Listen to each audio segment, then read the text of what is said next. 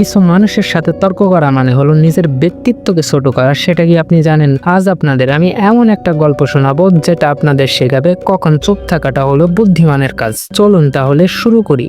এক বনে বাস করত এক শক্তিশালী বাঘ ও তার বন্ধু গাধা। তারা একসাথে খেলাধুলা করত, ঘুরতো ফিরতো এবং একসাথেই চলতো। একদিন বনের চলার সময় গাধা বলতেছে, বন্ধু দেখ, এই ঘাসটির রং কি সুন্দর হলুদ, ঘাসটি আমার কাছে অনেক ভালো লেগেছে। বাঘটি তখন অবাক হয়ে বলল, কি রে দোস্ত, তুই আসলে কি দেখছিস? ঘাসের রং তো আসলে হলুদ নয়, ঘাসের রং সবুজ। তখন গাধা হাসতে হাসতে বলল, তুই আসলে চোখ থাকতেও দেখিস না, ঘাসের রং তো আসলে সবুজ নয়, ঘাসের রং হলুদ।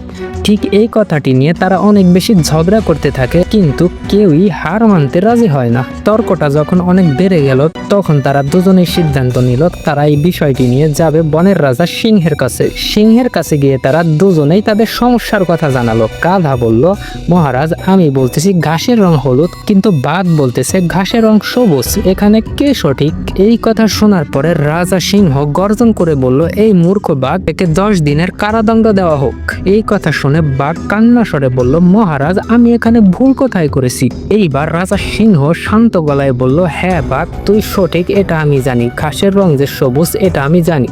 এখানে তোর শাস্তি হয়েছে ঘাসের রং হলুদ না সবুজ সেটার জন্য নয়, বরং যেই গাধা সবুজ ঘাসকে হলুদ মনে করে তার সাথে তর্ক জড়ানোর কারণে তোর শাস্তি দেওয়া হয়েছে। যেই গাধা ঘাসকে হলুদ মনে করে সেই গাধার সাথে তর্ক জড়ানো কোনো প্রয়োজনই ছিল না।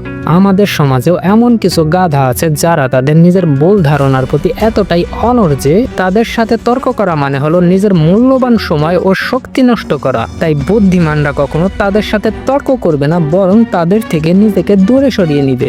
এইরকম আরো ইন্টারেস্টিং ভিডিও পেতে এখনই সাবস্ক্রাইব করে পাশে থাকুন।